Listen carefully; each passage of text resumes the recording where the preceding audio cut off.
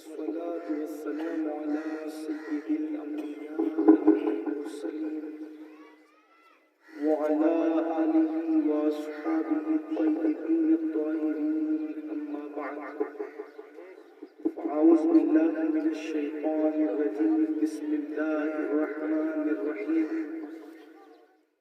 أينما تكونوا يدرككم الموت ولو كنتم في بروج مشيدة. صدق الله العظيم. غوث اعظم بمنی بے سرو ساما مددے قبلے مددے کعبے ماں مددے انتظار کرم تست منی عینی لا اے خدا جو خدا بین خدا دا مددے بگردہ بے بلا افتاد کشتی ضعیفان و شکستہ رات کشتی بحق کے خواجہ عثمان خادم مدد کن یا معین چشتی، مدد کن یا معین چشتی، مدد کن یا معین چشتی. لائق عزت تکریم واجب الاحترام عرش مقام سادات کرام علماء ذوی الاحترام حاضرین محفل پردہ نشین ماں اور بہنیں، السلام علیکم ورحمۃ اللہ وبرکاتہ.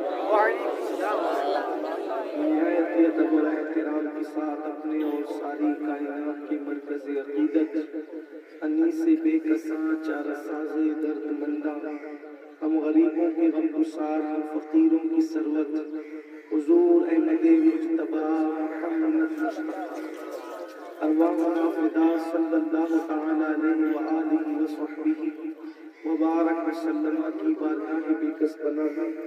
جس طریقے سے پڑھا بلند آواز سے پڑھے، الصلاۃ والسلام علیک یا رسول اللہ،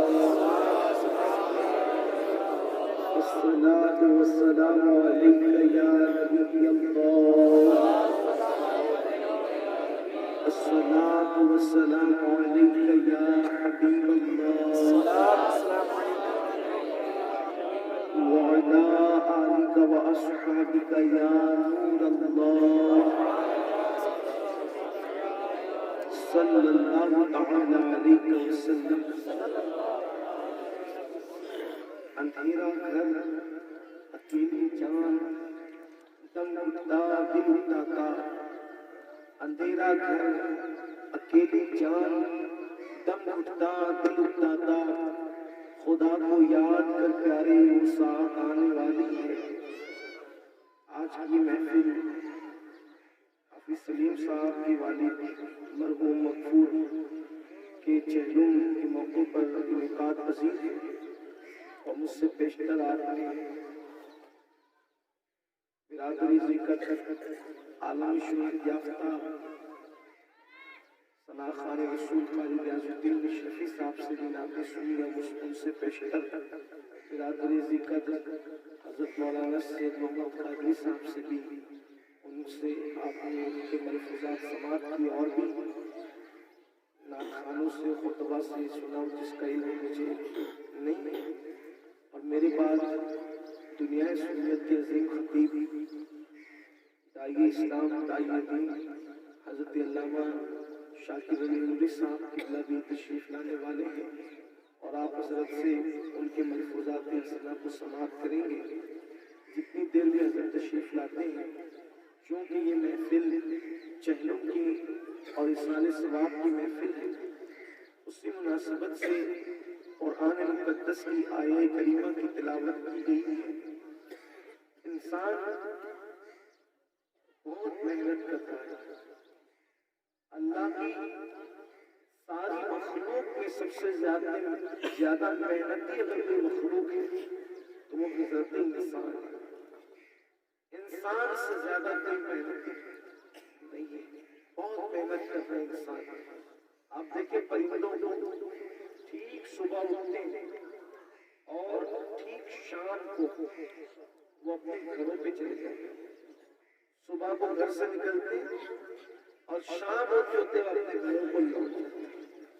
اسی طرح پرندوں کو دیکھیں، چیر پھاڑ کرنے والے جو جنگلی جانور ہیں وہ بھی اپنے اپنے کچھاروں سے، اپنے اپنے دلوں سے، اپنے اپنے جو وہ گھروں سے صبح کو نکلتے ہیں، شام کو وہ اپنے گھروں میں چلے جاتے ہیں. اب تو شام کے بعد جو وہ کوئی ملے گا نہیں، کوئی محنت کرتے نہیں ملے گا.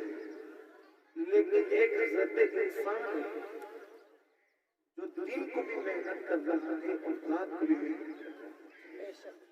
محنت میں لگا ہوا انسان. اور کھانے کے لیے آپ جلدی سے نہیں دیکھیں گے کہ ایک جانور ایک شہر کو چھوڑ کر دوسرے شہر کی طرف جاتا ہے. لیکن یہ حضرت انسان ہے کہ وہ کاروبار کے لیے پیسے کمانے کے لیے اپنا گاؤں چھوڑ کر دوسرے گاؤں جاتا ہے. مایوس نہیں ہے، لیکن میں صرف بتا دوں کہ محنت کی جاتی ہے. ایک ملک کو چھوڑ کر کے دوسرے ملک کی طرف جاتا ہے. وجہ مکان اچھا بنے، دکان اچھی چلے، لباس اچھا ہو، سواریاں اچھی ہو، گاڑیاں اچھی ہو، بچوں کی پڑھائی اچھی ہو، بچوں کا مستقبل اچھا ہو. یہ سب اچھا کرنے کے لیے انسان جو ہے رات و دن محنت کر رہا ہے. اور انسان اس چیز کو بھول چکا ہے جو اس کے پیچھے لگی ہوئی ہے اور اس کی تلاش میں ہے.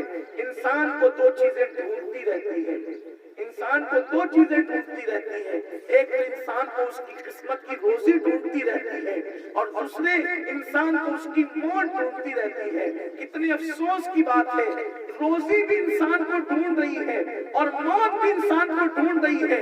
انسان روزی کی تلاش میں مارا پھر رہا ہے.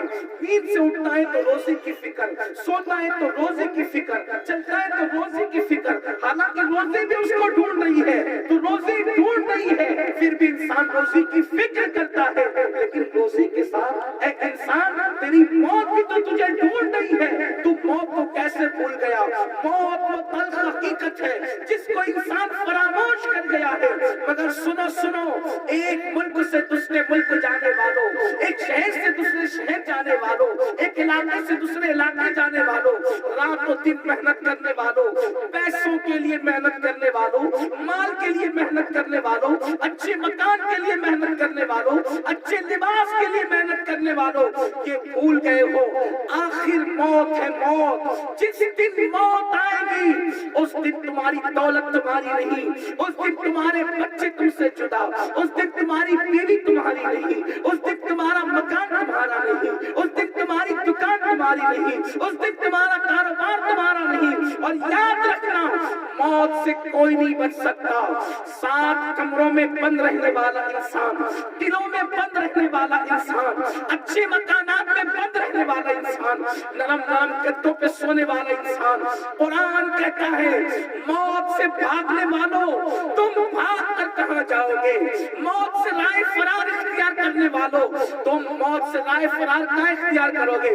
اینما تکونوا یدرککم الموت ولو کنتم فی بروج مشیدہ. اگر تم مضبوط قلعوں میں جا کر چھپو گے تو وہاں بھی تم کو موت آ کر کے رہے گی. موت سے نہ کوئی چھپ سکتا ہے نہ کوئی چھپے گا. آخر موت ہے اور موت کے بعد کتنے بڑے بڑے مکانات بنائے. موت کے بعد صرف 2 گز زمین ہے اور وہ 2 گز زمین 2 رنگ میں ہے. اس کے 2 رنگ ہیں اسی 2 گز زمین کے. یا تو وہ جہنم کے گڑھوں میں سے گڑھا ہے، یا تو وہ جہنم کے گڑھوں میں سے گڑھا ہے، یا تو وہ جنت کے باغوں میں سے باغ ہے. یہ اختیار آپ کو دیا گیا ہے، یہ اختیار اللہ نے ہمیں دیا ہے. اب تم اپنی قبر کو جنت کے باغوں میں سے باغ بناؤ یا جہنم کے گڑھوں میں سے گڑھا بناؤ. اگر نماز کے اوقات میں تم نے مسجدوں کو ویران کیا تو تمہاری قبر جہنم کے گڑھوں میں سے گڑھا بنے گی. اگر تم نے ناپ تول میں کمی کی تو جہنم کے گڑھوں میں سے گڑھا قبر بنے گی. اگر تم نے جھوٹ بول کر زندگی گزاری، شراب پی کر زندگی گزاری، زنا کے اڈوں پہ زندگی گزاری، جوا کھیلتے ہوئے زندگی گزاری، اپنی بیویوں پہ ظلم کیا، اپنے بچوں کو قرآن نہیں پڑھنے دیا، اپنے بچوں کو دین کی تعلیم نہیں دی، اسلامی طرز پر زندگی نہیں گزاری تو قبر جہنم کے گڑھوں میں سے گڑھا ہوگی. اور اگر اللہ کو راضی کر لیا لیا، رب کو منا لیا، نمازی بن کر زندگی گزاری، ایک مسلمان کی حیثیت سے زندگی گزاری، بڑے سے بڑا نقصان اٹھایا لیکن زبان پہ کبھی جھوٹ نہیں آیا، کبھی کسی کو دھوکہ نہیں دیا، کبھی کسی کے ساتھ فراڈ نہیں کیا، یعنی سچے پکے مسلمان بنے تو قبر جنت کے باغوں میں سے ایک بات ہوگی، وہ دیکھنے کے لیے تو 2 گز زمین ہے لیکن وہ اس دنیا سے بھی بڑی ہوگی، قبر اندر کے طور پہ اس دنیا سے بھی بڑی ہوگی۔ اللہ اکبر۔ بزرگوں نے فرمایا دنیا کے سامنے ماں کا پیٹ جتنا چھوٹا ہے، دنیا کے سامنے ماں کا پیٹ جتنا چھوٹا ہے، قبر کے سامنے دنیا اتنی ہی چھوٹی ہے۔ قبر اتنی بڑی ہے کہ تمہاری دنیا چھوٹی ہے اتنی جتنا کہ دنیا کے سامنے ماں کا پیٹ ہے۔ اور پھر سوچو قبر میں جب مومن جاتا ہے، جو اللہ کو راضی کر کے قبر میں جاتا ہے تو اس کی قبر میں فرشتے آتے ہیں اور فرشتے آ کر کہتے ہیں نم کنومت العروس، سو جا، ایسے سو جیسے پہلی رات کی دلہن سوتی ہے، ایسے سو جیسے پہلی رات کی دلہن سوتی ہے۔ اور قبر کے اندر جب انسان جاتا ہے، کون انسان جس نے زندگی میں نماز نہیں چھوڑی تھی تو دیکھتا ہے کہ اس کی قبر میں دلہن موجود ہے۔ یہ میری اپنی بات نہیں، اللہ کے رسول کی حدیث پاک ہے۔ آقا فرماتے ہیں کہ جب سب چھوڑ کے چلے گئے، کتنی حسرت ہے نا۔ یہاں لوگ کہتے ہیں کہ آپ کو تکلیف آنے نہیں دیں گے، آپ پہ جان قربان کر دیں گے، کہتے ہیں آپ پہ مصیبت آنے نہیں دیں گے، لیکن ایک روح کیا نکلتی سب پرائی ہو جائے۔ یہ دنیا بڑی مکر و فریب سے بھری ہوئی ہے۔ کس دنیا سے دل لگایا، میرا بیٹا میرا بیٹا میرا بیٹا، بیٹا تو برسوں قبر پہ نہیں آتا، تیرا بیٹا کیا بیٹا ہے؟ باپ ایک مرتبہ دفن کر کے گیا، پھر قبر کی طرف مڑ کر گیا۔ میں تو سوچتا ہوں کہ پہلے کے بیٹے بھی تو سال میں ایک بار باپ کی قبر پہ شب برات میں چلے جاتے تھے، اب کے بیٹے تو جیتے جی باپ کے نہیں ہوتے تو مرنے کے بعد باپ کے۔ یہ صورت حال ہے۔ مال کمانے والوں، جن کے لیے مال کما رہے ہو اللہ کو بھول کر، وہ اللہ جس کی رحمتیں قبر میں کام آئے گی، جس کی رحمتیں دنیا میں کام آئے گی، سب کے لیے وقت ہے، اس رب کے لیے وقت نہیں جو ہمیں 70 ماہوں سے زیادہ پیار کرتا ہے، جو ہمیں 100 ماہوں سے زیادہ پیار کرتا ہے، جو ہمیں کروڑوں ماہوں سے زیادہ پیار کرتا ہے۔ ہم سے کوئی اتنی محبت نہیں کرتا جتنا میرا اللہ ہم سے محبت کرتا ہے۔ اس محبت کرنے والے اللہ سے محبت کے لیے ٹائم نہیں، اس پیار کرنے والے خدا کی عبادت کے لیے وقت نہیں۔ جانوروں سے بدترین زندگی گزار رہا انسان۔ جانور کو روزی ملتی ہے نا، روزی دیکھو آپ نہیں دیکھتے۔ میں سمجھتا ہوں کہ دیہات والے میری اس بات کو بہت اچھے سے سمجھ سکتے ہیں۔ جب صبح ہوتی ہے صبح تو چڑیا چہچہاتی ہے، جانور چلاتے ہیں، ہے نا، اور جب شام ہوتی ہے تو بھی چلاتے ہیں، پھر دن بھر ان کی آواز نہیں آتی۔ صبح کو آتی ہے اور شام کو آتی ہے، دن بھر کیوں نہیں آتی؟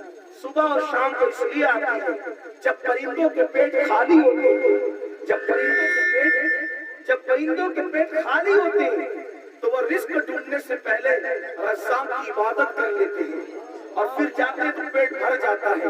لیکن جب پیٹ بھر جاتا ہے تو پھر وہ رزاق کو بھولتے نہیں ہیں بلکہ شکر میں اس کا ذکر کرتے ہیں۔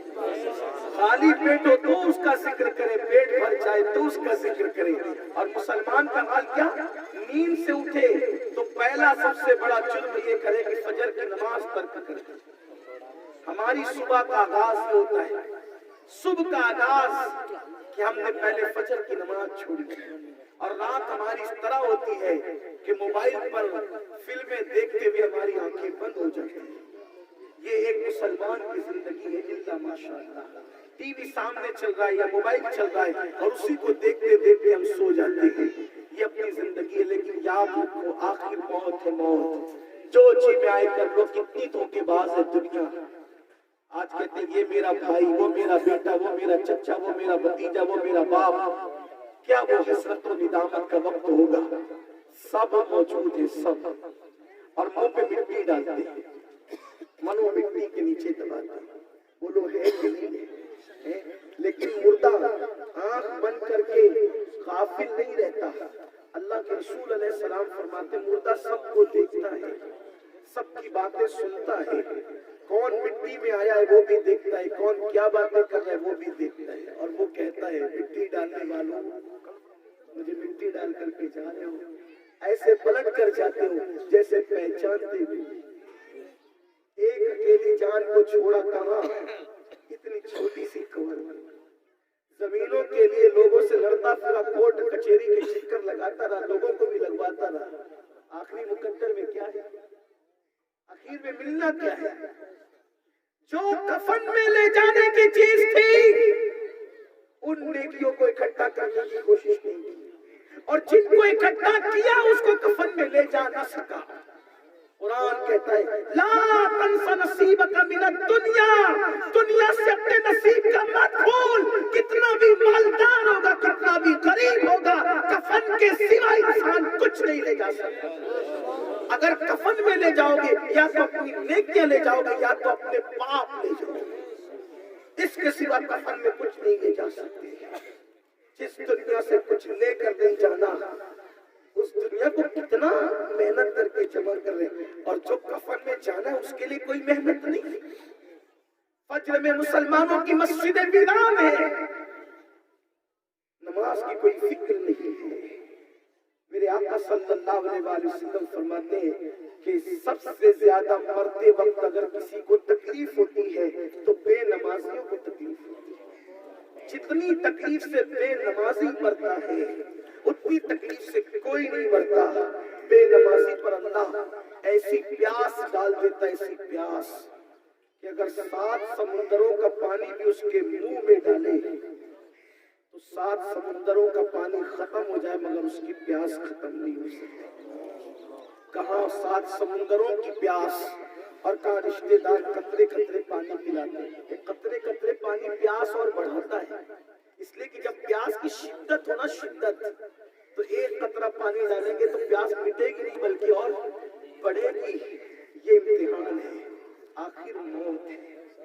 دوسروں کے دل میں دوسروں کے لیے اپنے دل میں کینہ کپٹ رکھنے والوں، آج ایک مسلمان دوسرے مسلمان سے کینہ رکھتا ہے، جلن رکھتا ہے۔ فرمایا گیا جو مسلمان دوسرے مسلمان سے جلن رکھے گا موت کے وقت اس کی زبان پہ کلمہ نہیں آئے گا، مرتے وقت اس کی زبان میں کلمہ نہیں آئے گا۔ کیا سمجھتے ہیں لوگ؟ یہ گھاٹی ہے، گھاٹی موت کی گھاٹی، اس سے گزرنا جو چاہے کرو، کون کیا کر سکتا ہے؟ مولوی صاحب تو بیچارے تقریر کرتے ہی رہیں گے، آپ نے تو اپنی بس سننا ہے، گزرنا ہے، تبدیلی تو آنی نہیں ہے۔ کسی مسلمان کے لیے دل میں کینہ رکھنے والے کی زبان پہ کلمہ نہیں آئے گا، اس کی زبان پہ کلمہ جاری نہیں ہوگا۔ بلکہ ایک حدیث پاک مجھے اور یاد آتی ہے، اگر کسی نے اپنے ماں باپ میں سے کسی ایک کا یا دونوں کا دل دکھایا ہوگا تو مرتے وقت اس کی زبان پہ بھی کلمہ نہیں ہے۔ جو اذان کی آواز سنتا تھا اور اذان کا جواب نہیں دیتا تھا، دنیا کی باتوں میں لگا رہتا تھا۔ آج ہے نا اذان ہوتی ہے، کوئی اہمیت نہیں ہے، کوئی قدر نہیں ہے، اذان کی کوئی قدر نہیں ہے۔ فرمایا گیا جو اذان کو سنے اذان کا جواب نہ دے، دنیا کی باتیں کرتا رہے، مرتے وقت اس کی زبان پہ بھی کلمہ نہیں ہے۔ جو غسل جنابت دیر سے کرے مگر دیر سے کرے، اس کو اس کی زبان پر بھی مرتے وقت کلمہ نہیں ہے۔ یہ بھی لوگوں کا حال ہے، 3 4 دن تک ایسے پھرتے رہتے ہیں۔ لوگوں کو کہو کہ بھئی نماز پڑھ تو کہتے ہیں مولانا مولوی صاحب ناپاک ہے اس لیے نماز نہیں پڑھتے۔ جو پاک نہیں رہے گا مرتے وقت اس کی زبان پہ بھی کلمہ نہیں آئے گا۔ دعا کرو کہ اللہ ہماری زبان پہ مرتے وقت کلمہ عطا فرمائے، اس لیے کہ جو کلمہ پڑھتے پڑھتے مرے گا وہ قیامت کے دن اپنی قبر سے کلمہ پڑھتے پڑھتے اٹھے گا۔ تو میں حدیث پاک آپ کے سامنے پیش کر رہا تھا، درود شریف پڑھیے۔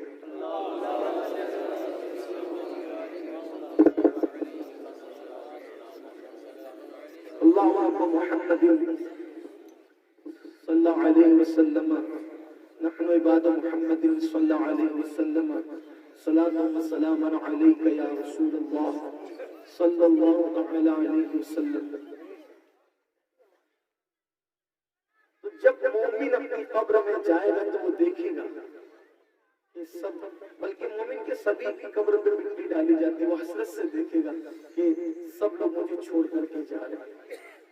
یہ وقت بہت کٹھن ہے کہ ایک جان کو، اکیلی جان کو ایسے اندھیرے میں چھوڑ کر چلے جائیں کہ ایک ہاتھ کو دوسرا ہاتھ سجائی نہیں دیتا، ایک ہاتھ کو دوسرا ہاتھ دکھائی نہیں دیتا۔ یہ کیفیت ہے، سب چھوڑ چھوڑ کر کے جاتے ہیں، بندہ حسرت و یاس سے دیکھتا رہتا ہے اور بے چین اور بے قرار رہتا ہے۔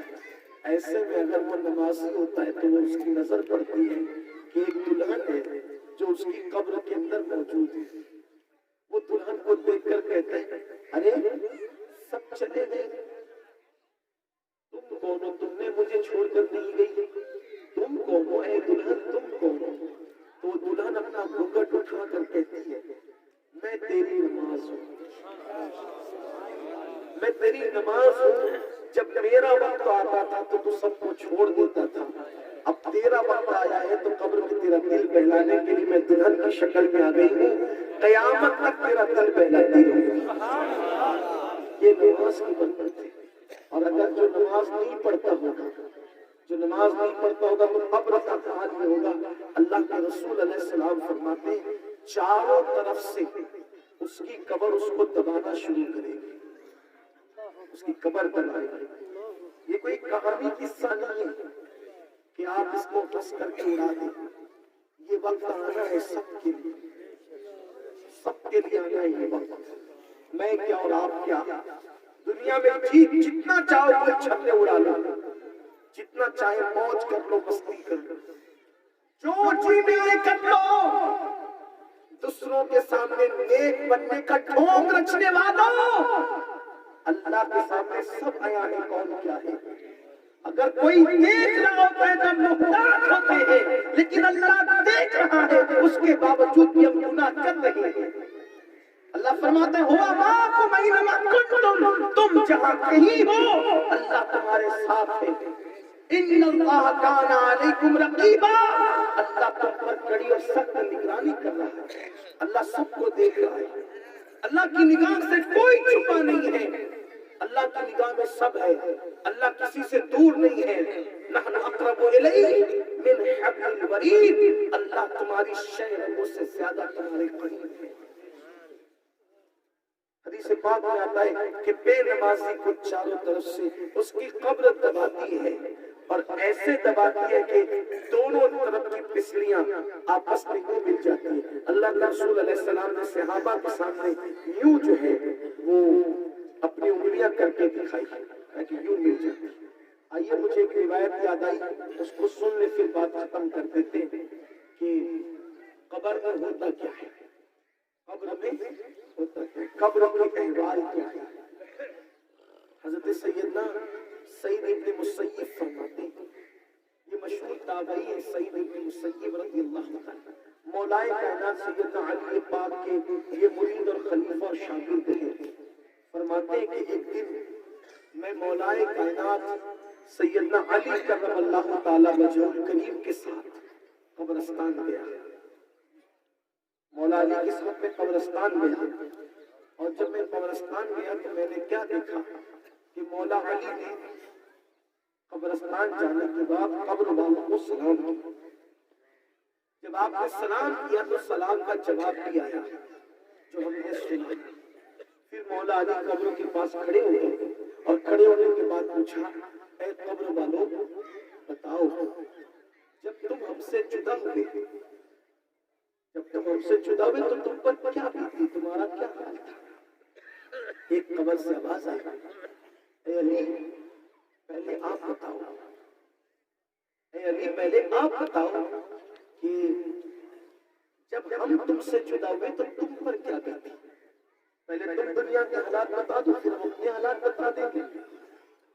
تو اس وقت مولا کائنات نے فرمایا اے قبر والوں، جب تم ہم سے جدا ہوئے، جب تمہارا انتقال ہو گیا تم ہم سے جدا ہوئے، تو جو مال تم نے کمایا تھا وہ سب تمہارے وارثوں میں تقسیم ہو گئے۔ یہی تو وہ رونا ہی، مال بانٹ لیا لوگوں نے، مال کا بٹوارا ہو گیا، اور اب وہ اپنی مرضی سے مال کھا رہے، موج مستی کر رہے، وہ تمہیں یاد بھی نہیں کرتے۔ اور پھر یہ ہوا کہ جو تمہاری بیوائیں تھی اس میں سے بعض لوگوں نے نکاح کر لیا، وہ تمہیں بھول گئی، اور بعض میں جنہوں نے نکاح نہیں کیا لیکن وہ بھی اپنی زندگی گزار رہی، وہ بھی تمہیں فراموش کر چکے، اور جو تمہارے مکانات خوبصورت اور اچھے مکانات اس میں تمہارے دشمن بس چکے ہیں، تمہارے دشمن آتے جاتے ہیں اور اب وہ تمہارے نہ رہے۔ مولا علی کی آنکھ میں آنسو آ گئے اور فرمایا اے قبر والوں، اس سے زیادہ میں تمہیں کیا بتاؤں، اب تم بتاؤ کہ تم پر کیا بیتی، اے قبر والوں تم بتاؤ تم پر کیا بیتی۔ تو ایک قبر سے رونے کی آواز آئی اور کہا علی سنے کہ جب ہم آپ سے جدا ہوئے اور موت کا مزہ چکھا تو ہم پر کیا بیتی۔ آواز آئی علی پہلے تو یہ ہوا کہ جسم کے سارے بال جھڑ گئے۔ اچھا یہ اس دور کی بات ہے جو رسول اللہ کا دور ہے نا، یعنی اس کا مطلب خیر القرون کی بات ہے یہ، کیونکہ مولا کائنات کا دور تو بہرحال تابعین کا دور تھا اور اکثر صحابہ حیات تھے، تو جو قبر کے اندر تھے وہ عام لوگ تو نہیں تھے نا، کم سے کم تابعی ہوں گے، کم سے کم تابعی ہوں گے۔ کتنی عبرت کی بات ہے، ہم یہ کہتے ہیں کہ میں نے غوث پاک کا دامن پکڑا، غریب نواز کا دامن پکڑا، اس کا دامن پکڑا، اس کا دامن پکڑا، قبر میں میرا کیا بگڑے گا، میں یہ کر دوں گا اور وہ کر دوں گا۔ سن لو جنہوں نے رسول اللہ کے دیکھنے والوں کو دیکھا تھا قبر کے احوال وہ بتا رہے ہیں کہ ان پر کیا بیتی۔ اور رہی بات، میں سب نسبتوں کا احترام کرتا ہوں لیکن ہمارے بزرگوں نے بتایا کیا، ایک مرتبہ امام حسن مجتبی مطاف کعبہ میں سر رکھ کر رو رہے ہیں۔ امام حسن جب بھی حج کو جاتے تھے پیدل جاتے تھے، مطاف کعبہ میں سر رکھ کے رو رہے ہیں اور روتے روتے ہچکیاں بن گئی۔ کوئی آنے والا آ کر کہتا ہے امام حسن سے حسن تمہاری ماں تو سیدہ فاطمہ ہے، تمہارے بابا تو علی مرتضیٰ ہے، تمہارے نانا تو سید الانبیاء ہے، تم اتنا کیسے رو رہے ہو؟ اور کہتے میری مغفرت کر دے، میری مغفرت کر دے۔ اپنی مغفرت کے لیے اتنا رو رہے ہو جبکہ ماں فاطمہ ہے، بابا علی ہے، رسول اللہ تمہارے نانا ہے۔ حضرت امام حسن کہتے چپ رہے، یہاں ماں باپ کی فضیلت پڑھنے کی جگہ نہیں ہے، یہ اللہ کا در ہے، یہاں رونے کی جگہ ہے، یہاں مغفرت مانگنے کی جگہ ہے، یہاں خوف کرنے کی جگہ ہے، یہاں ڈرنے کی جگہ ہے۔ جس کو پیدا ہوتے ہی جنتی جوانوں کا سردار بنایا وہ مغفرت کے لیے یوں روئے، اور جن کی جنت کا کوئی ٹھکانہ ہی نہیں، وہ کہ جنت تو میرے باپ کی ہے۔ یہ صورتحال ہے، اس لیے جنت باپ کی نہیں ہے، جنت باپ کی نہیں ہے، جنت کو موقوف رکھا ہے اللہ تبارک و تعالیٰ کے فضل پر۔ جنت باپ کی، باپ تو معصوم تھے نا، اپنے وقت کے عظیم معصوم تھے، ایک لفظ پیغمبرانہ کی تو جنت سے باہر کیا، جنت سے باہر کرنے میں بڑی حکمتیں تھی، لیکن ہمیں یہ بھی تو پیغام دیا کہ معصوم اگر لفظ پیغمبرانہ کرے تو جنت سے باہر کر دیتے ہیں، اگر گنہگار اور پاپی پوری زندگی پاپ میں گزارے تو وہ جنت میں آئیں گے کیسے؟ یہ بھی تو ذرا سوچو، اتنی سستی نہیں ہے جنت جتنی ہم نے کی ہے، اتنی آسان نہیں جنت جتنی کی ہے۔ تو مولا کائنات شیر خدا علی کرم اللہ تعالی وجہ الکریم نے جب پوچھا کہ تم پر کیا گزری کیا بیتی، تو آواز آئی کہ علی ہمارے تو سارے بال ہی جھڑ گئے ہیں، ہمارے جسم پہ بال نہیں ہیں اور ہماری آنکھیں پانی بن کر بہہ گئی۔ یہ آنکھیں جس پر بڑا ناز ہے، بڑے نخرے ہیں، خوبصورت آنکھیں پانی بن کر بہہ گئی قبر کے اندر، بال جھڑے آنکھیں بہہ گئی۔ اور پھر آواز آئی علی کفن بھی سڑ گیا، کفن بھی سڑ گیا، کفن بھی نہ رہا جسم پر، اور پیٹ بھی پھٹ گیا، اور پیٹ پھٹنے سے ایسی بدبو آتی ہے، اتنی بدبو آ رہی ہے قبر کے اندر پیٹ پھٹنے سے کہ اگر اللہ ہمیں کوئی عذاب نہ بھی دے، دیکھو آواز قبر سے کیا آ رہی ہے، قبر سے آواز کیا آ رہی ہے، علی کفن سڑ گیا، پیٹ پھٹ گئے. اب پیٹ پھٹے تو ایسی سخت بدبو پیٹ سے آ رہی ہے، ایسی بدبو آ رہی ہے پیٹ سے کہ اگر اللہ کوئی عذاب ہمیں نہ بھی دے تو یہی عذاب ہمارے لیے سب سے بڑا عذاب ہو. علی اس سے بڑھ کر ہم تمہیں کیا بتائیں. بتایا جاتا ہے کہ قبر میں سب سے پہلے اگر کسی میں تبدیلی آتی ہے تو وہ پیٹ میں تبدیلی آتی ہے. سب سے پہلے کوئی چیز سڑتی ہے تو یہ پیٹ سڑتا ہے. سب سے پہلے اگر کسی کے اندر تبدیلی آتی ہے تو پیٹ میں آتی ہے، اور پیٹ سے بدبو آتی ہے، پیٹ پھٹ جاتا ہے. اس کو کیڑے کھاتے ہیں، پورے جسم کو کیڑے کھاتے ہیں. اللہ اکبر. جب آواز آئی نا کہ پیٹ پھٹنے پر اتنی بدبو ہے کہ اگر کوئی عذاب اللہ نہ بھی دے یہ ہماری بدبو ہم پہ مسلط کر دے تو ہمارے لیے سب سے بڑا عذاب ہوگا. تو سعید ابن مسیب کہتے ہیں مولا علی یہ سن کر اتنا روئے کہ مجھے ایسا لگنے لگا کہ روتے روتے کہیں علی مرتضیٰ کی جان نہ نکل جائے اور آپ کا انتقال نہ ہو جائے. تو میں دعا کرتا تھا اے اللہ جلدی سے علی پاک کو صبر دے دے تاکہ آپ رونا بند کر دیں، کہیں یہ روتے روتے جان نہ دے دے. میری قوم کے جوانوں جن کو جنت کی بشارتیں ملی ہے وہ قبر کے حالات سن سن کر کے رو رہے ہیں، وہ قبر کے احوال پر رو رہے ہیں. ہائے ہمیں کیا ہوا، ہماری زندگی میں نہ نماز ہے، ہماری زندگی میں نہ عبادت ہے، رمضان شریف میں نہ ہم روزے رکھتے ہیں، نہ ہمارے چہروں پہ داڑیاں ہیں. ہم کس نیند میں ہیں، کس بلا کی میں سے ہے. سرشار ہم دن ڈلا ہوتے نہیں، ہوشیار ہم اپنی ستاری کا یار واسطہ ہونا رسوا پر سرے بازار ہم. اللہ اکبر. میرے آقا صلی اللہ علیہ وسلم کی دیوانوں خدا نے موقع دیا ہے، اللہ نے وقت دیا ہے. خدا را سمجھ جاؤ، اپنے وقت کو برباد مت کرو، اپنے ٹائم کو برباد مت کرو، نمازی بن جاؤ. اپنا حال تو یہ ہے کہ ہمیں صحیح کلمہ پڑھنا بھی نہیں آتا. دین سیکھو، کلمہ سیکھو، نماز سیکھو، آخرت کی تیاری کرو. یہ گھاٹی ہے، گھاٹی تیاری کرو. دنیا میں اللہ کو بھول مت جاؤ، اچھے کھانوں میں اللہ کو مت بھولو، اچھے لباس میں اللہ کو مت بھولو، دولت اور مال میں اللہ کو مت بھولو. ایک دن دنیا سے چلے جانا ہے، جیسے چلے گئے سب ہم بھی چلے جائیں گے. کہتے ہیں حضرت مولانا کفایت اللہ کافی مراد آبادی رحمت اللہ علیہ کہتے ہیں کہ کوئی گل باقی رہے گا نہ چمن رہ جائے گا پر رسول اللہ کا دین حسن رہ جائے گا.